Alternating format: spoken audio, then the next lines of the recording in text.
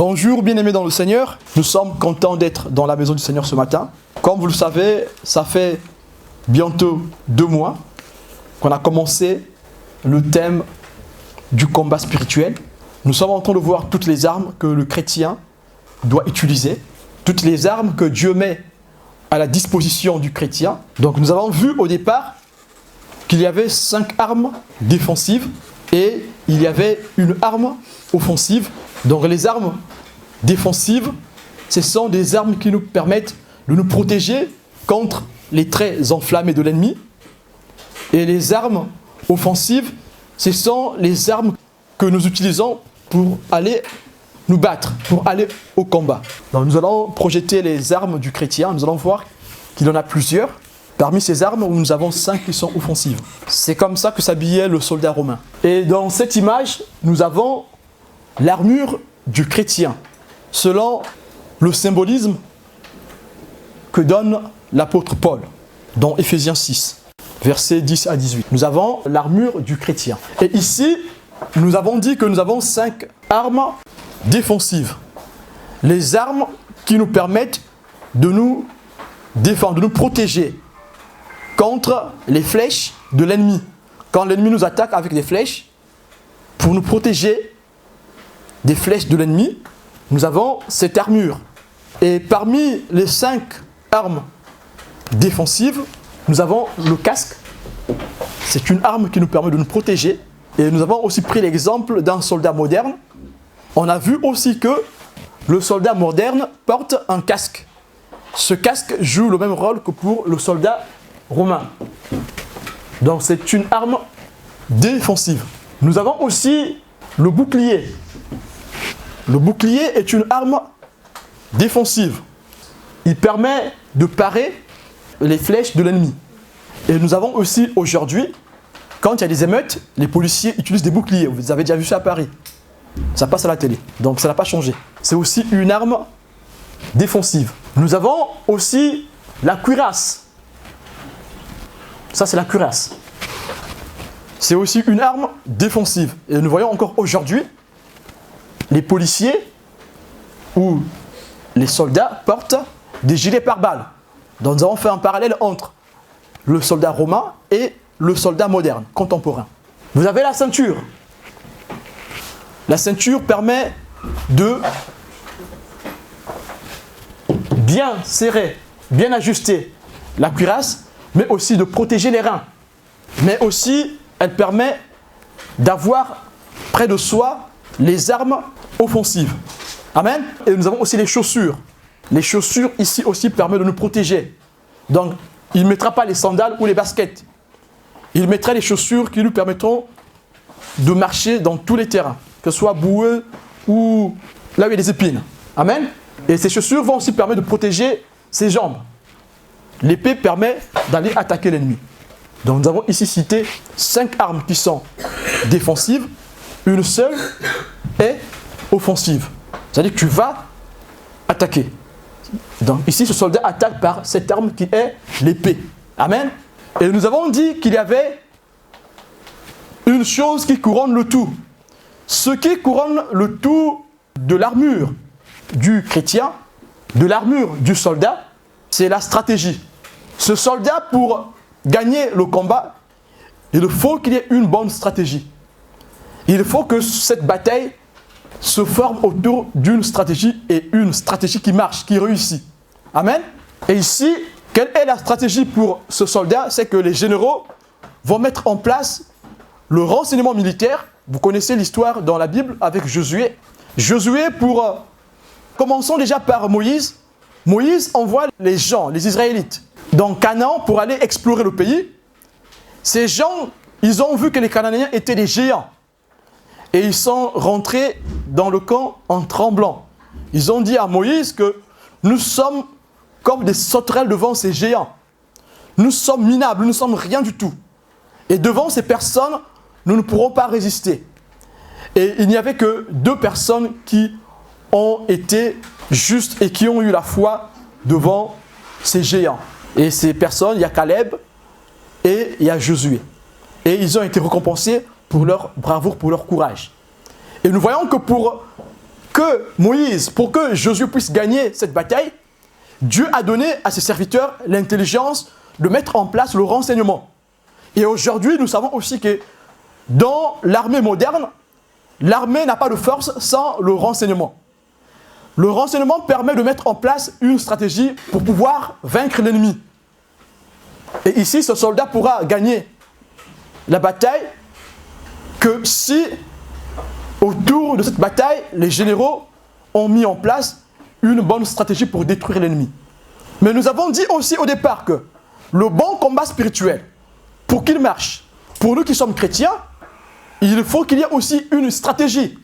C'est vrai que le Seigneur Dieu Tout-Puissant nous demande de prendre les armes.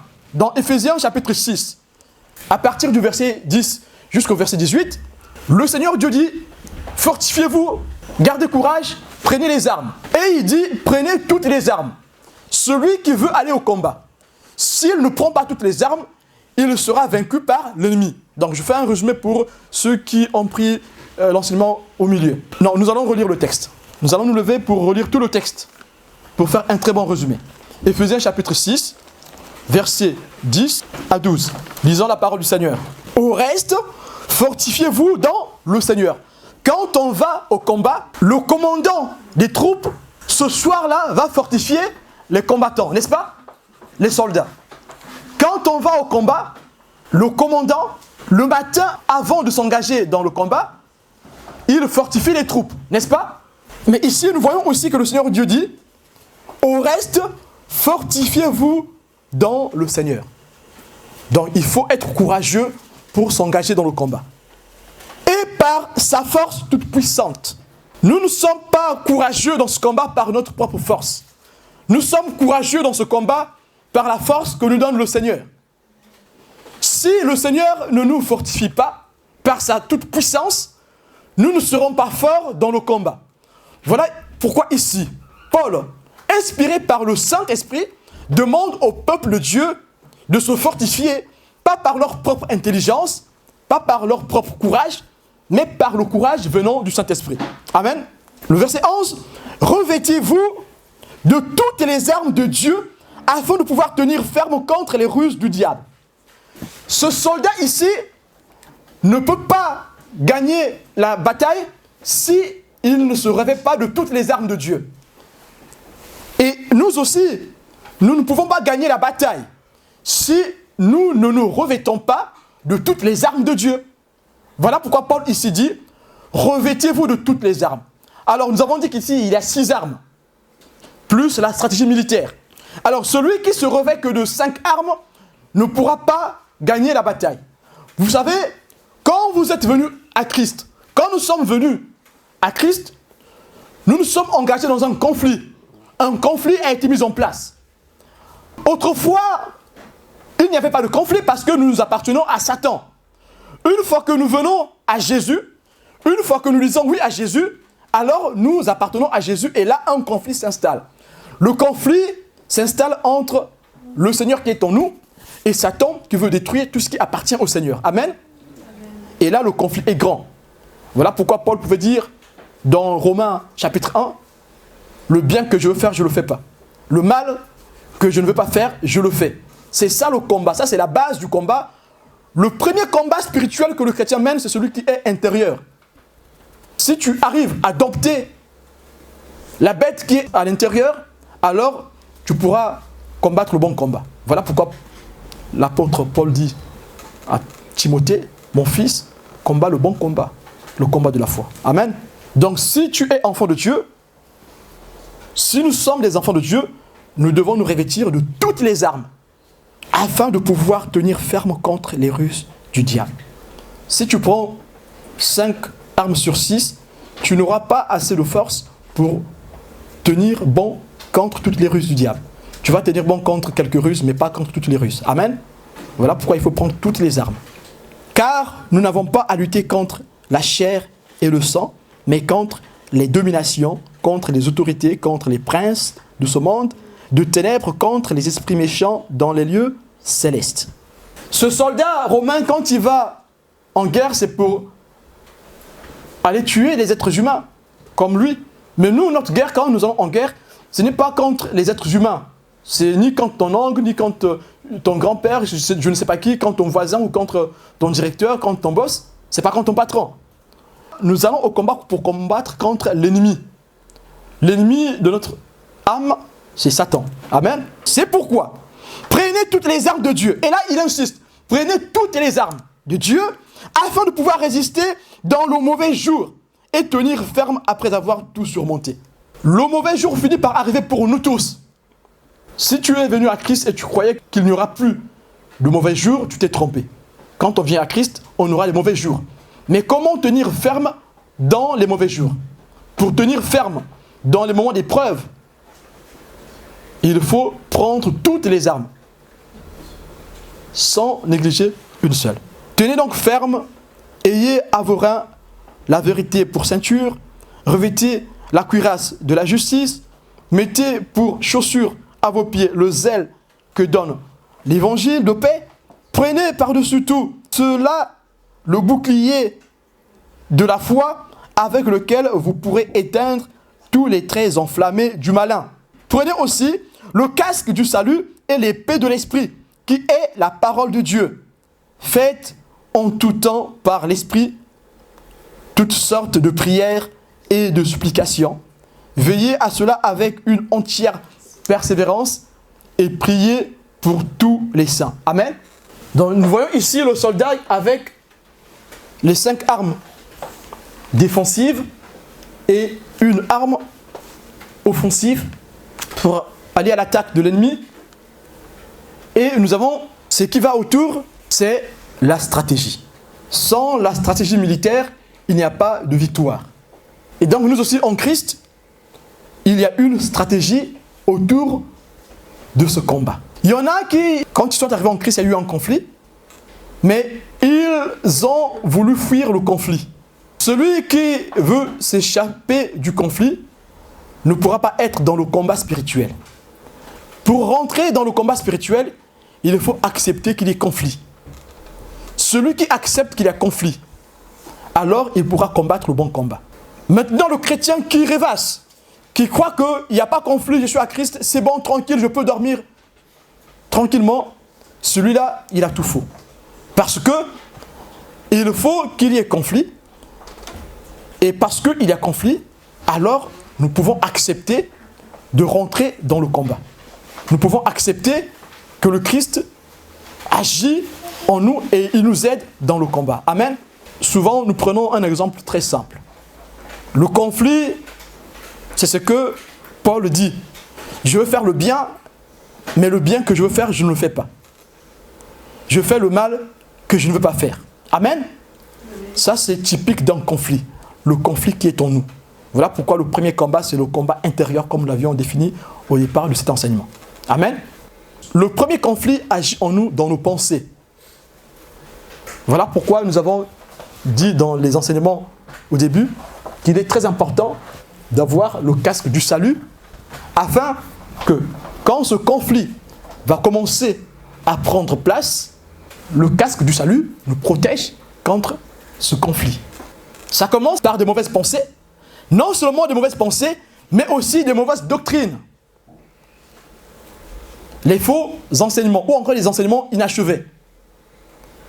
Les enseignements qui ont ni tête, ni queue, qui vont nous perdre sur le chemin du combat spirituel. Alors, si nous qui sommes chrétiens, s'il y a une chose qu'on doit combattre en premier dans le combat spirituel, c'est les pensées, mais aussi fuir les fausses doctrines. Celui qui veut mener le bon combat et sortir vainqueur, il doit commencer à lutter dans ses pensées. Voilà pourquoi Paul dit aux Philippiens, dans Philippiens 4, verset 8, « Au reste, frères, que tout ce qui est juste, tout ce qui est honorable, soit le sujet, l'objet de vos pensées. » Ça veut dire que le chrétien doit soumettre son esprit au Seigneur. Et l'esprit ici, la pensée est protégée par quoi? Elle est protégée par le casque du salut. Amen. Et la deuxième chose que le chrétien doit protéger, c'est la parole de Dieu, la doctrine. Quelle parole de Dieu que tu écoutes? Est-ce que tu écoutes une parole avariée, une parole dégradée, ou tu écoutes une parole qui emmène à la vie? Amen. Mais au-delà de ces armes que nous avons citées ici, La stratégie pour nous les chrétiens, c'est quoi? C'est la prière. Je donne cette conclusion pour ceux qui ne seront pas là la prochaine fois, comme ça ils n'auront pas un enseignement inachevé. Donc, pour ceux qui ne seront pas là la prochaine fois, si vous vous posez la question, mais c'est quoi la stratégie pour le chrétien? La stratégie pour le chrétien est donnée dans la suite du texte que nous avons lu, Éphésiens chapitre 6, à partir du verset 18. Il est écrit « Faites en tout temps par l'Esprit toutes sortes de prières et de supplications. Veillez à cela avec une entière persévérance et priez pour tous les saints. » Pour gagner la guerre, il faut comprendre cette stratégie. Donc je fais une petite conclusion pour ceux qui ne seront pas là pour écouter la suite de l'enseignement. Si tu veux connaître la stratégie pour le chrétien afin de gagner la victoire, il faut bien comprendre Éphésiens 6, versets 18 à 19. La stratégie du chrétien ici réside dans la prière. Le chrétien qui prie, nous ne disons pas ici de faire des prières religieuses, non. Ici, il ne s'agit pas d'une religion. Ici, il est écrit « Faites en tout temps par l'Esprit toutes sortes de prières et de supplications. » On fait des prières par l'Esprit quand nous acceptons de marcher en cohésion avec le Saint-Esprit. Quand nous acceptons de tenir le Saint-Esprit par la main. C'est là que nous pourrons faire des prières par l'Esprit. Ce ne sont pas des prières religieuses. Ce n'est pas de l'ascétisme. Je me prive pour que Dieu m'écoute. Non. Dieu n'écoute pas ceux qui se privent, ceux qui se mettent une discipline humaine, mais Dieu écoute ceux qui donnent tout leur cœur au Seigneur. C'est cela que Dieu façonne. Et quand cette personne ne va plus voler, elle ne va plus voler pas parce qu'elle a peur qu'on l'attrape ou d'avoir honte. Elle ne va plus voler parce qu'elle aime le Seigneur. Nous voyons que ici, cette discipline va dépendre de ce que Dieu veut de lui. Amen. Et celui qui marche dans la stratégie militaire, dans la stratégie du Christ, qui est ici le Seigneur des troupes, va faire en tout temps des prières par l'Esprit et des supplications. Celui qui fait des prières par l'Esprit pourra connaître les stratégies pour détruire les traits enflammés de l'ennemi. C'est dans la prière que le Seigneur Dieu Tout-Puissant nous visite. Voilà pourquoi c'est le centre même du combat du chrétien. La prière et les supplications. C'est dans la prière et les supplications que le Seigneur nous visite. C'est dans la prière et les supplications que le Seigneur nous parle. C'est par la prière et les supplications que nous pouvons parler au Seigneur. Pour connaître la stratégie. Seigneur, j'ai tel projet. Quelle est la stratégie? Seigneur, nous sommes attaqués de part et d'autre. Quelle est la stratégie pour combattre l'ennemi? Si tu pries, si tu supplies le Seigneur, alors il te montrera le chemin. Amen. Pour que Lot soit sauvé, il fallait que Abraham supplie le Seigneur. Et le Seigneur lui a montré la stratégie. Pour que Josué puisse faire tomber le mur de Jéricho, qui était haut de 10 mètres, large de 6 mètres et demi, pour que ce mur tombe, le général des armées du Seigneur est descendu dans le camp israélite. Il était debout avec son épée dégainée. Et qu'est-ce que Josué dit? Est-ce que tu es pour nous ou tu es contre nous? Il dit, je suis venu pour vous, pour votre salut. Et ce général des armées du Seigneur donne à Josué la stratégie. Sans la stratégie, Josué n'allait pas gagner la guerre. C'est parce que Josué a reçu la stratégie du Seigneur des armées que Josué a pu vaincre ce mur. Toi aussi, tu as des murs dans ta vie peut-être. Mais pour que ces murs tombent, il faut recevoir de la part du Seigneur, du général des armées, la stratégie. Vous croyez que Josué a reçu la stratégie pendant qu'il dormait, il était paresseux? Non. Josué n'était pas paresseux. Josué était un homme de prière, un grand intercesseur. Voilà pourquoi le général des armées pouvait le visiter et lui donner la stratégie. Nous aussi, si nous voulons sortir vainqueurs du combat spirituel, si nous voulons être sauvés du conflit intérieur et du conflit extérieur, nous devons accepter de mener une vie de prière, une vie de supplication afin que Dieu nous parle et afin que notre intelligence soit éclairée et que nous sortions vainqueurs de l'ennemi. Amen. Mais est-ce que la stratégie s'arrête par la prière et les supplications? Non. La stratégie continue par la vigilance. Si tu pries et tu supplies Dieu et que Dieu agit, mais si tu ne restes pas vigilant, tu perdras ce que tu as reçu du Seigneur. À quoi bon avoir reçu quelque chose de Dieu si tu la perds après? Ça ne servira absolument à rien. J'ai reçu une chose de la part du Seigneur, je dois la garder. Amen. Si tu sais que dans ta vie, tu as perdu la chose que tu avais reçue de Dieu au début de ta vie spirituelle, aujourd'hui, le Seigneur te fait encore grâce de repartir à la source, à le reprendre cette chose que tu as perdue, cette chose que tu avais gagnée dans le Seigneur au début, que tu as perdue. Parce que ici, la stratégie dans la guerre trouve son sens que si nous restons persévérants. Le Seigneur m'a guéri d'une telle maladie, mais si je ne suis pas vigilant, je vais retomber dans cette maladie. Vous avez l'exemple dans la Bible, cette personne qui était alitée pendant des années. Qu'est-ce que Dieu dit? Qu'est-ce que le Seigneur Jésus-Christ dit à cette personne? Il dit, va, ne pêche plus, de peur que ta situation soit pire que celle d'avant. N'est-ce pas? La vigilance. Ne pêche plus, c'est être vigilant. Ne pêche plus, c'est obéir. Mais est-ce que la stratégie militaire s'arrête à la vigilance? Non, ça continue. Vous voyez que même pour l'armée des hommes, l'armée doit être vigilante. L'armée demande la vigilance, comme pour nous qui sommes enfants de Dieu. Mais ici, la stratégie ne s'arrête pas sur la vigilance. Qu'est-ce que le Seigneur dit? Et priez pour tous les saints. Celui qui se dit sauvé, il est dans la stratégie militaire, il a reçu l'inspiration de Dieu pour combattre l'ennemi, il a vaincu l'ennemi et il est vigilant. Mais s'il ne s'associe pas aux autres, à soutenir les autres qui font partie du combat, qui sont du même côté que lui, alors son combat s'arrêtera un jour. Parce que ici, tu vas prier pour les autres enfants de Dieu. Les autres enfants de Dieu ne sont pas tes concurrents. Les autres enfants de Dieu, ce ne sont pas tes concurrents, ce ne sont pas tes adversaires. Vous travaillez pour le même but, l'avancement du royaume des cieux.